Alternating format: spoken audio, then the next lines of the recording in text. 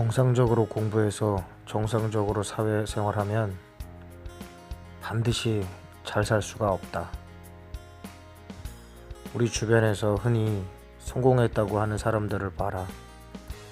거의 세 가지 경우가 많다. 누구나 아는 첫 번째, 할아버지 또는 아버지가 재벌 또는 큰 부자인 경우. 두 번째, 굉장한 노력 끝에 고생과 인내를 통해서 자수성가한 경우. 세 번째, 자기만의 재능과 끼를 열심히 연마해서 빛을 보게 되는 경우. 이 경우가 거의 다이다. 이거 말고 성공한 경우는 물론 복권이나 사행성 사업 등등을 통해서 요행으로 부자가 되는 사람도 있긴 하다. 하지만 그건 요행일 뿐. 그럼 그 외에 성공이나 부자가 아니고 안정적인 삶을 추구하는 경우도 많이 있다. 그 경우가 우리가 흔하게 보는 직장인의 경우이다. 직장인에서도 고위 관료직이 아니라 평범한 직장인의 경우이다. 그러면 우리는 이러한 직장인이나 성공한 경우가 아닐 때에는 어려운 삶을 살게 된다. 그런데 어려운 삶을 살게 되는 게 꼭 자신만의 책임은 아니다.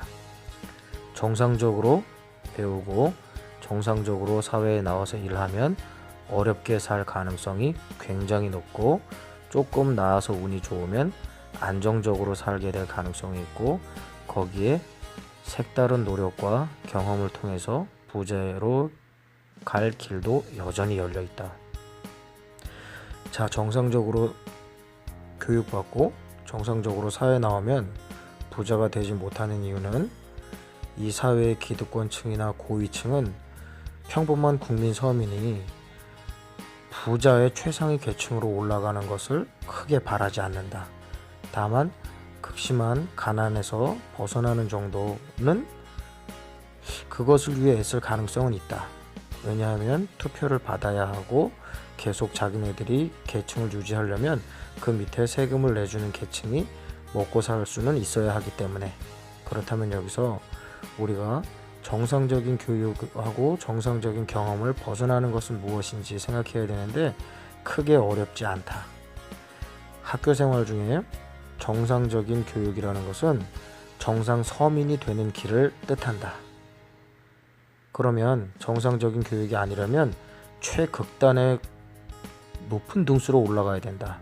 그렇다면 고시를 통해서 손쉽게 판검사 또는 대학교 입학을 통해서 의사 등의 봉급이 비교적 괜찮은 직장으로 갈 수가 있다.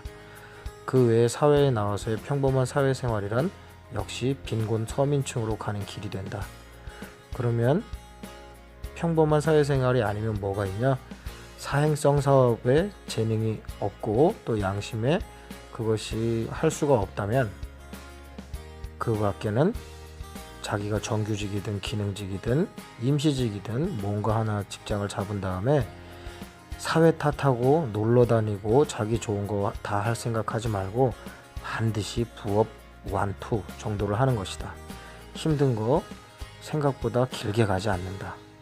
힘든 거 1년 정도 하기 전에 이미 습관이 되고, 그렇게 해서 2년 3년 정도면 우리나라에서 자리 잡기 굉장히 쉽다. 서울 수도권 지역의 부동산 값 뛰는 거 자기 삶하고는 크게 관계없다. 음마 아파트 서울에서 18억 20억이라도 지방에선 4,500에서 8,000 정도 잘 줘야 1억 왔다 갔다 한다. 자, 그러면 학교 다닐 때는 둘째치고 사회에 나와서 정상적으로 살지 않고, 정상적이라는 건 적당히 게으르고 적당히 성실한 건데, 조금만 더 노력하게 되면 어떻게 살 수 있는지 예를 들어서는 그 다음번에 예를 들어서 얘기해 보도록 하자.